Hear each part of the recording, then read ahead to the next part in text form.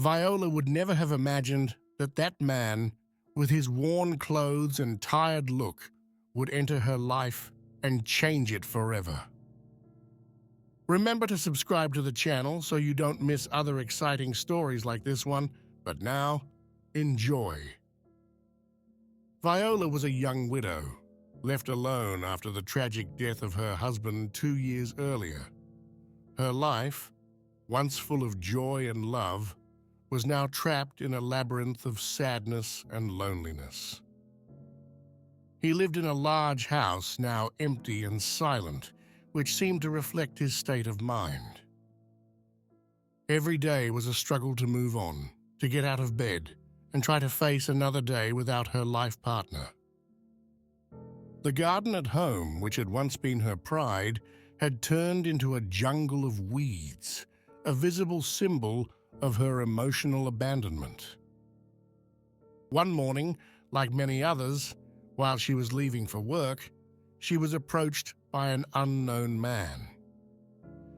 Nico, as he introduced himself, looked like a beggar.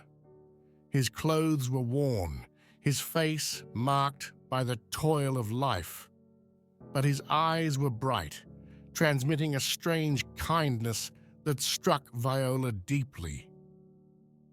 In a low voice, Nico offered to tidy up the garden in exchange for a hot meal. Viola, initially hesitant and worried about letting a stranger into her home, found herself strangely reassured by that man.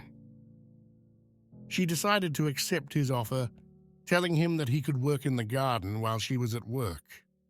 She left some money on the porch table, thinking that maybe Nico would take the money and disappear. That day at the office was particularly hard for Viola, crushed by responsibilities and loneliness. When she returned home, exhausted, she stopped in surprise in front of the garden. Nico had carefully arranged everything, from the weeds to the fence, bringing back memories of happier times. The two thanked each other. Nico took his money and said goodbye. But something happened in Viola. She couldn't get that man out of her head. He had a strange effect on her. The next morning, she saw him pass by and invited him in. That day they had lunch together. Nico told her that he had learned to take care of the land from his father, thus creating a deep bond between them.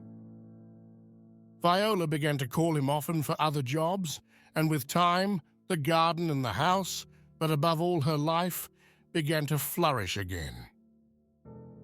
The two confided in each other, and little by little, Viola discovered Nico's painful past, which brought them closer and closer, until fate placed new challenges on their path.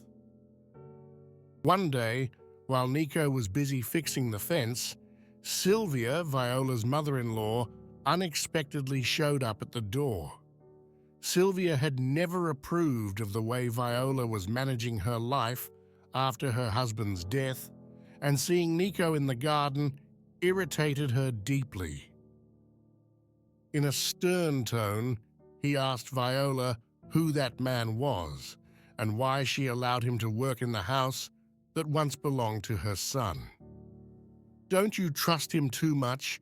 You don't know anything about him," Sylvia said, with a note of contempt in her voice. Viola tried to explain that Nico had been a great help, but Sylvia didn't seem to want to hear of it. The tension grew, and Viola began to feel the weight of Sylvia's judgment. After Sylvia's visit, something changed. Viola noticed that a necklace, a precious gift from her husband, was missing. The necklace had great sentimental value for Viola, and she couldn't figure out where it could have ended up. The only thought that crossed her mind was Nico. He had been the only one to enter the house in the last few days. Suspicion began to creep into her mind, and Viola found herself wondering if she could really trust him. If you like the story, leave a like and subscribe to the channel so you don't miss other exciting stories like this. Thank you. Viola, torn between doubt and trust, decided to confront Nico. When he arrived that morning to continue his work, Viola looked him straight in the eyes, and her voice broken by emotion, asked him about the necklace. Nico was silent for a moment, visibly shocked by the accusation. "Mrs. Viola, I swear I didn't touch anything. I would never do something like that," the man said. Viola, with tears on her face, tried not to accuse him openly, but the doubt was now planted in her heart. Nico, feeling that trust had been broken, gathered his tools and left, leaving Viola with an even greater void. Weeks passed, and Nico never returned. Viola was more and more convinced that he had taken the necklace and run away. Her house, once full of hope thanks to Nico's presence, became cold and empty again. Yet his absence did not erase the good times they had spent together, and Viola felt guilty for having suspected him. The day of Viola's cousin's wedding arrived. It was an opportunity to distract herself, to get away from that spiral of negative thoughts. During the ceremony among the guests, Viola noticed Sylvia. And it was then that something caught her eye.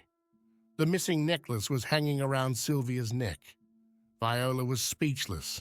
She approached with her heart in her throat and asked for explanations. Sylvia, without any sign of remorse, explained to her that she had taken the necklace because, in her opinion, it belonged to the family. The disappointment and anger that Viola felt were indescribable. She had unjustly accused Nico, the only one who had helped her when she needed it most. Determined to make up for her mistake, she began searching for him all over town. Months later, she finally found him at a local event, visibly changed, looking more confident and serene. Viola begged him to forgive her.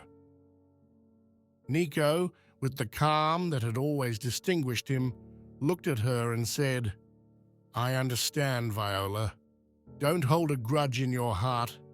I have found a new path, but I have never forgotten you." From that moment, their friendship resumed, stronger than before, and over time it transformed into something deeper. The two, after facing many challenges, decided to build a life together, finding the love and serenity that they both deserved.